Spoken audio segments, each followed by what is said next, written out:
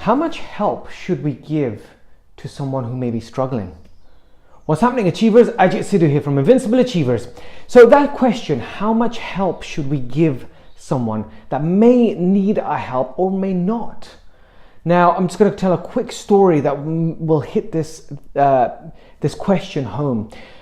I was sitting, enjoying the sun, having a little break in my garden, and all of a sudden I heard a noise behind me. Something fell out of a tree. I turned around to have a look, and there on the floor was a small little chick flapping its wings, trying to get back up in the nest. Now, I had never seen something like this where a small little chick had fallen from a tree. I was so worried. I got up and had a look to see where the nest was. The little chick just stood chirping away. And I said to my wife, Bakshi, maybe we should get some water. So she ran inside, got some water and put it down next to the little bird. But I knew if I left this bird here, the next door neighbor's cat will come and eat it. Another bird might come and grab it.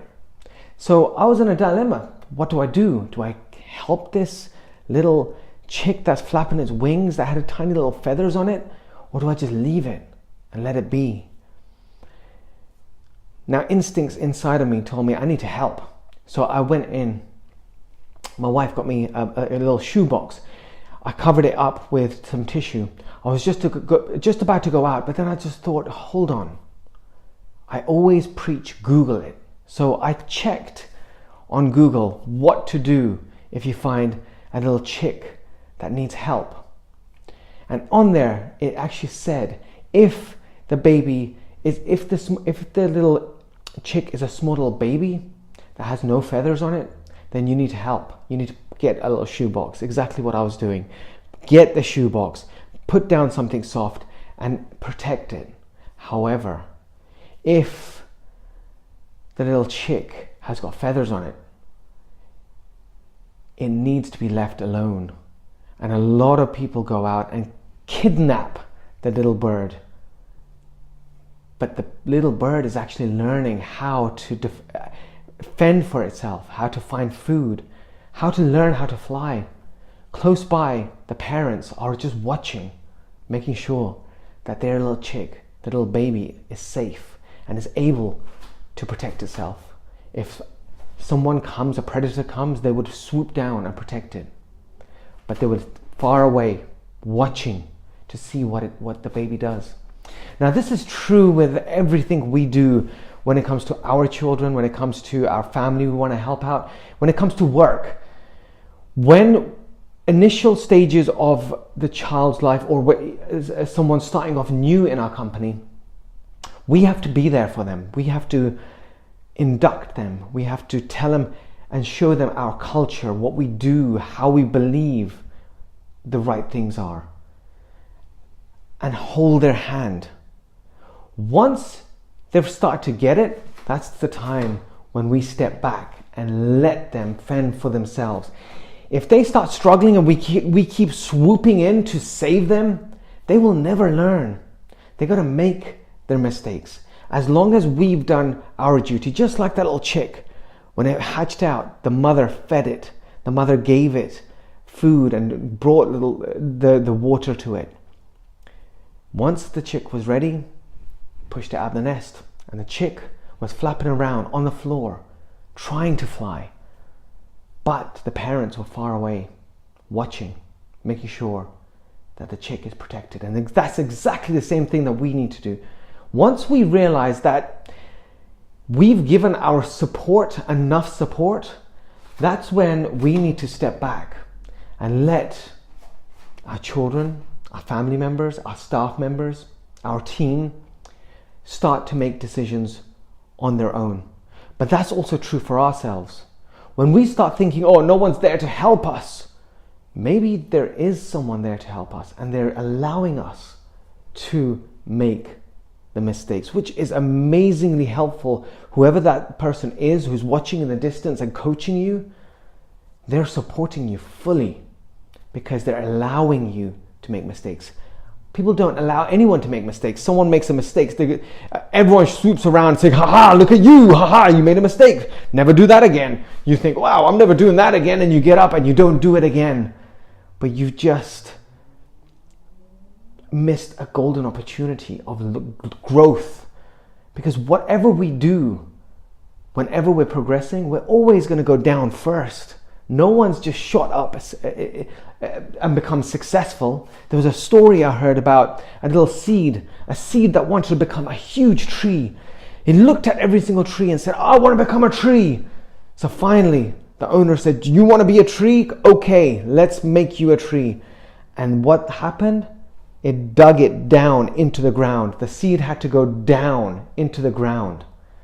Then it had to push the soil. The struggle of trying to get through is what made it strong. And when it popped up out, it was ready to start growing faster and get the sunlight. But it had to go down into the earth, and the pressure of the earth, the soil, it had to push and push and push, and that's what made it strong. Exactly like when we go to a gym, when we're picking up weights. To grow, we need to pick up a heavy weight, and we need to push the muscle. If we're just picking up weights, 11 to 12, and it's quite easy, we're just maintaining. Growth happens when there's resistance. But also, we need a coach, a great coach, that tells us, this is what you're doing. Now do it. Make the mistake. Don't worry, I'm here. We need to be that. And that's the difference between leverage and delegation. And I mentioned this previously. Delegation is saying, this is what you got to do, now go do it. And leaving the person to make mistake after mistake. And then the person who's meant to be coaching them comes and says, did you do it? Did you do it? Why didn't you do it? Whoosh! You did it wrong. No, that's wrong. Leverage means I'm responsible. I'm still responsible for the task. I'm responsible for this person. I'm responsible for this human being. I'm here to help. I'm here to assist, but I'm not here to do it for you. We're here together. If you need advice, I'm here, but make the mistake. Try doing it. Be solution orientated. Come up with solutions. And if you fall, don't worry. I'll be there to pick you up, to hold your hand, to guide you again, just to let you know, oh, maybe we should try this way. Because there's never a right way. There's one way or another way. That's it. So, guys, that's what we have to think.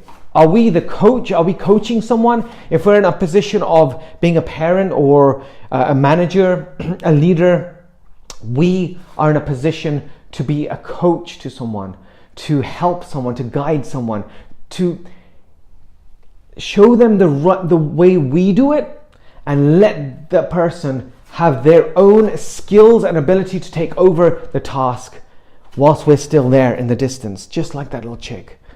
But if we are the one that's being coached and trained, don't think that someone's going to just carry on holding your hand and you're going to be thinking, yeah, I can do this, I can do this, I can do this. And when they let go, you can't do it.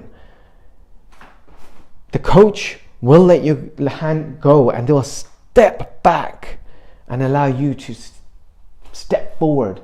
If that coach is not letting you step forward and not letting you do the tasks that you are capable of doing, then that person should not be a coach. A coach is someone who says, this is how you do it, now do it over and over again. Make the mistake. Because you're going to make mistakes. You're going to go down before you go up. Every single person goes down before going up. So guys, just remember that. Keep adding value to people's lives. Keep spreading the love. And just remember these little tips about the leverage and delegation. It's the key to helping people. We are there as leverage, as levers to guide people and let our team do their own mistakes and using their own skills. But we also have to be coachable. We also have to be able to understand that the coach will step back and say, now you're in the ring, go for it. Make the mistake. Let's learn from it afterwards. Okay, guys, like I said, keep spreading the love, keep adding value, and just remember we're one idea away from changing the future. Take care.